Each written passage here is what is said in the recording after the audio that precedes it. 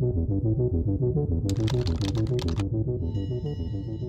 Daniel Benton Homestead, located in the rural town of Coventry, Connecticut, is a historical landmark steeped in tales of mystery and the supernatural. Built in the early 18th century, this colonial-era home has witnessed nearly 3 centuries of history, encompassing the trials and tribulations of the Benton family and the tumultuous events of American history. Today, it stands not only as a testament to early American life, but also as a site reputed to be haunted by the spirits of its former inhabitants. The homestead was established by Daniel Benton, a veteran of the French and Indian War, who settled in the area after his service. The house, constructed around 1720, became the heart of the Benton family, serving as a home for generations. It is said that Daniel Benton was a man of strong character and leadership, qualities that his descendants would carry on. The house remained in the Benton family until the mid-20th century, witnessing the challenges of changing times and the evolution of American society. As with many historic homes, the Daniel Benton homestead carries its share of tragic stories. Tales of loss, hardship, and heartache echo through its walls. One of the most haunting legends involves the spirit of a young girl who is believed to have died in the house under mysterious circumstances. Visitors often report seeing her apparition wandering the rooms, her presence felt as a chill in the air or a gentle whisper in the darkness.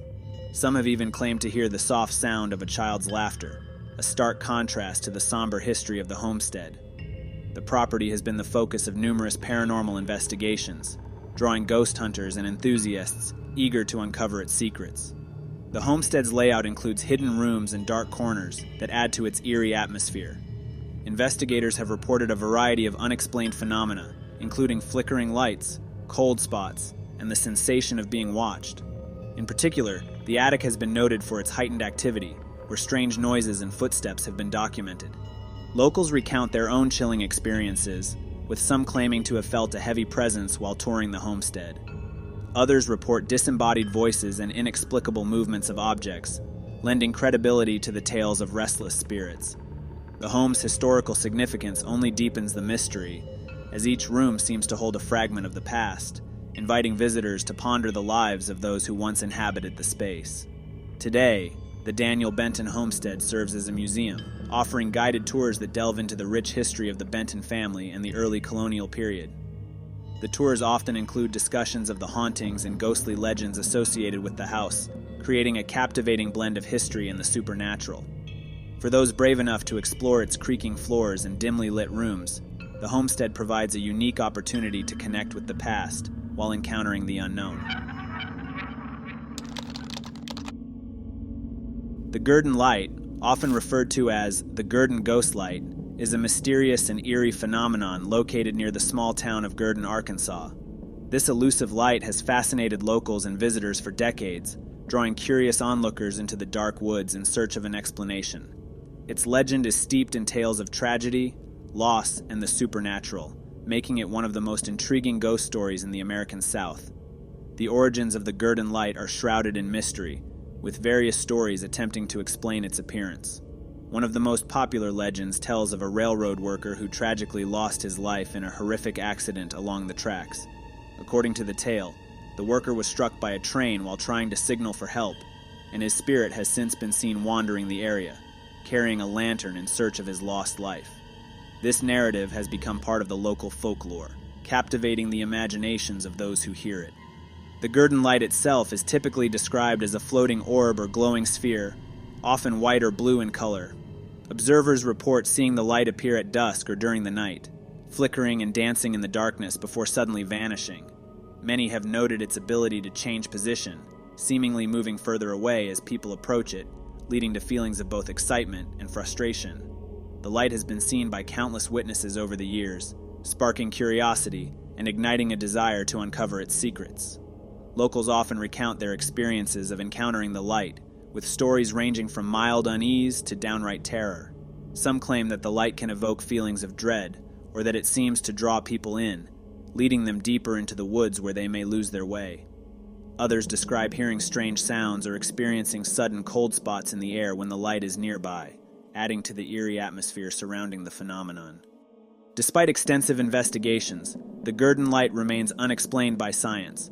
Some skeptics believe it could be a natural phenomenon, such as swamp gas or car headlights reflecting off the trees. However, these explanations often fall short in the face of personal testimonies from those who have witnessed the light up close, many of whom insist that there is something distinctly supernatural about it. The light has become a popular destination for thrill seekers, ghost hunters, and paranormal enthusiasts.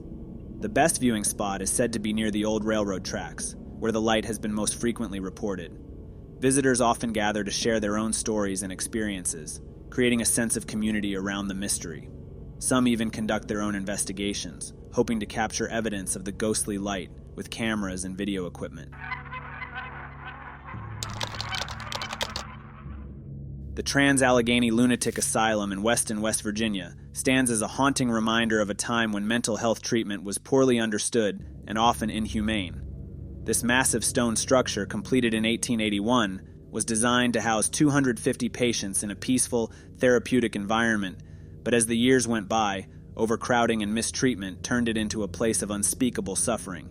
Today, its decaying halls and dark history have made it one of the most terrifying and paranormally active locations in the United States. The asylum was initially built to implement the Kirkbride Plan, a 19th century method of treatment that emphasized light, fresh air, and calm surroundings as a means of helping patients heal. However, as the population of the asylum swelled to over 2,400 by the 1950s, the serene vision for the hospital crumbled under the weight of overcrowding, neglect, and increasingly harsh treatments. Patients who once had private rooms were now confined to small, dark spaces, often sharing them with several others. Living conditions deteriorated, with insufficient food, poor sanitation, and rampant illness becoming the norm. Perhaps what makes the Trans-Allegheny Lunatic Asylum most chilling is the brutal treatments that were administered within its walls. Lobotomies, electroshock therapy, and isolation were common practices, often used indiscriminately on patients, leaving many in worse states than before.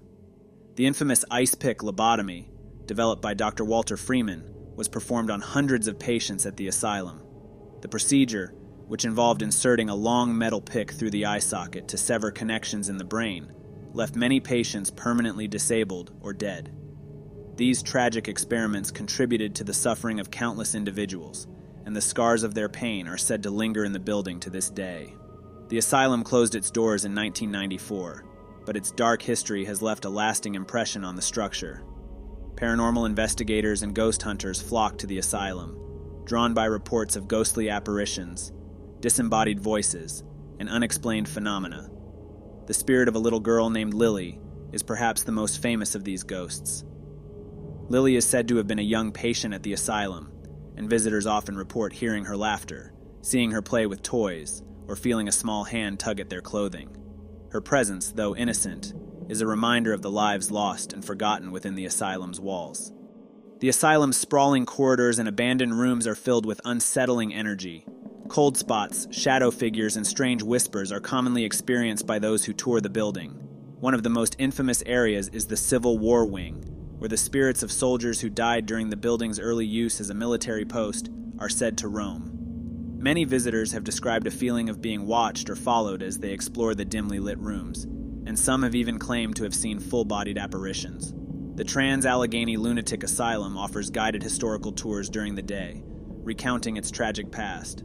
But for those seeking a more intense experience, overnight ghost hunts provide the chance to explore the haunted halls after dark. Guests brave enough to stay overnight have reported feeling touched by unseen hands, hearing footsteps in empty corridors, and seeing doors open and close on their own.